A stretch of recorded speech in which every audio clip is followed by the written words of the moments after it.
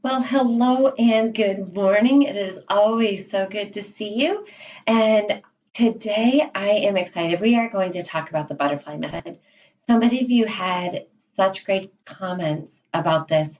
I shared an article from NCTM talking about the expiration date of some of the skills or strategies, or what we might call tricks or shortcuts for learning how to deal with certain concepts. And the one that seems to be the biggest anger trigger for middle and high school teachers seems to be the butterfly method. While it's very effective in raising the standardized test scores, it is not great for when they move on, when they need to do other things. So we're going to talk about that today. But before we do that, let me introduce myself. My name is Jeanette Stein. I'm the creator of highschoolmathteachers.com. And if you're here, I'm just going to be looking down to see the comments. I would love to be able to see you. I don't know if it's froze up just on my end or if that's also on your end. So just let me know if you can hear me. I would love to make sure that it is all working really well for you today. So we do have quite the snowstorm out, and I am making sure that we can, we continue to get service for you. So just let me know. My name is Jeanette Stein. I would love to know your name. I'm up here in Michigan in the middle of a snowstorm, so you may hear my children in the background. They are really enjoying their snow day. We've got cartoons and movies and sports planned, some Minecraft, hot cocoa, of course, when they come in. So this will be great. Christy, thank you so much. You said it's working fine. That helps me so much. We've had some issues, and my husband's been working really hard. We found out it is because my walls, my home is over 100-year-old farm home, and so most of the internet runs through the electrical wires, and that was what was causing all the issues. So we have bypassed that now. But thank you for letting me know. So where are you from? Are you getting a snow day? I hope you're getting a snow day. It's always nice to get kind of what I call a bonus day. But let's get right back to it. We are talking about that butterfly method, how to overcome it. So the first tip, I kind of came up with 3 or 4 kind of big ideas around this. The first thing that comes to mind is be careful how you deal with it. I saw so many teachers, and I've been guilty of this in the past too, so I am not calling you out. I'm just giving you maybe a different way to think about it. But a lot of teachers are like, oh, I hate when teachers do that and it belittles. First of all, I would really warn you, don't criticize the teacher they had before. There's 2 big reasons for this. First of all, it undermines the confidence kids have in teachers. So yes, we understand the butterfly method expires when they go to understanding polynomials and dealing with complex fractions, when they are working with different kinds of numbers, when they're adding 3 fractions. All of these things can be big, big problems that those teachers weren't aware of. They didn't know. What we do know about that teacher is they had the best interest of their student at heart. They wanted to make sure their student did well on those assessments. They wanted to make sure their student understood and didn't struggle through the material. They really tried hard. So as tempting as it is, do not, or try your best not to belittle the other teachers who are involved in this, because it undermines not only the teaching, it undermines all of teachers in the kids' minds. Like, what other teachers have taught me wrong? What other things can I trust you now? Like once you've been ripped off by a contractor, every time you hire a contractor, you're a little nervous, right? So when we undermine other teachers, we're really undermining ourselves. The second reason I would ask you not to do that is because students will then start doubting themselves. Well, I know a teacher taught me this in the past, but that was wrong. Is this also wrong? And so they get really tentative and nervous and insecure about it. So let's talk about some other strategies we can do other than saying, forget that, learn it my way. Let's talk about how we can actually connect the butterfly method to what they've learned before.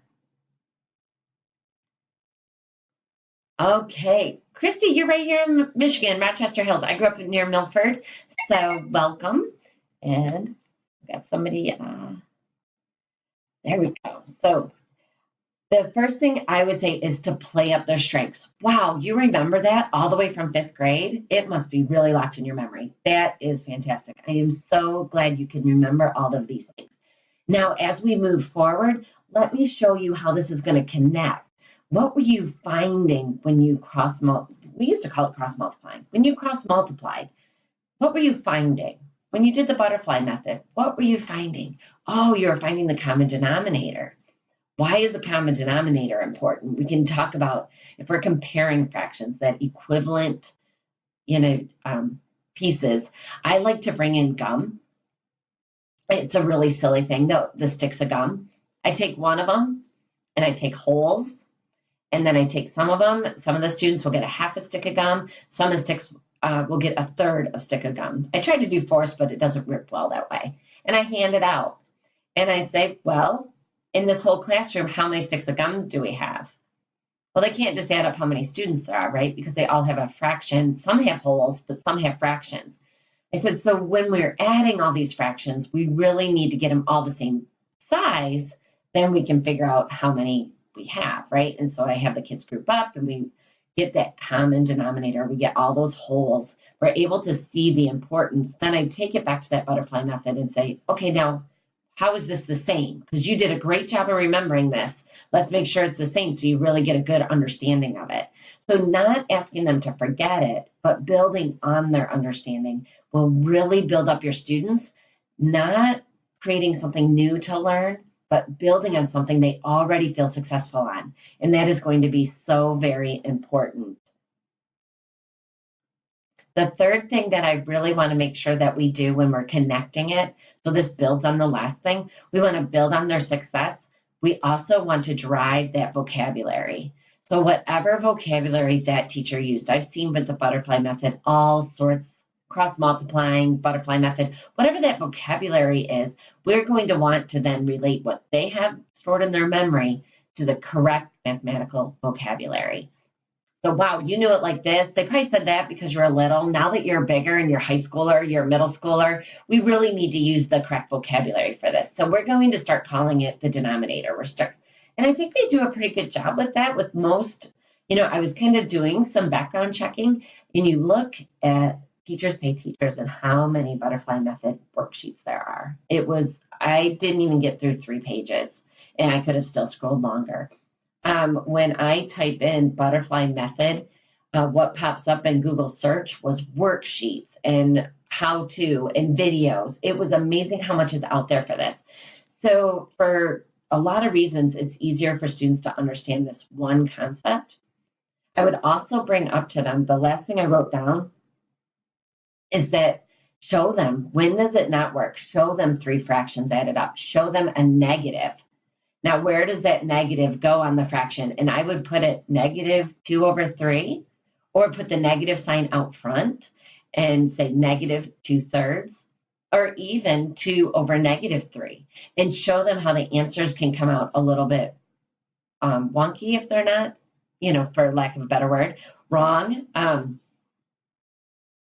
That's really powerful. Adding 3 fractions is that easy one to see. The negatives was really eye-opening for my students. They're like, ooh, this doesn't always work. Because they were arguing with me, why do I need to learn it if this always works? So showing them the negatives and how that was kind of messing with the numbers really was effective. So let's just go back. I see some people are joining us. Eric, enjoy your snow day. Yes, southern Wisconsin, you're getting it too. If you're northern, it's kind of crazy. Northern Michigan, I'm kind of surprised we got a snow day because we're kind of on that cutoff, but it is coming down crazy right now. So they made the good call. But yeah, this has been a lot of fun to watch the snow come down.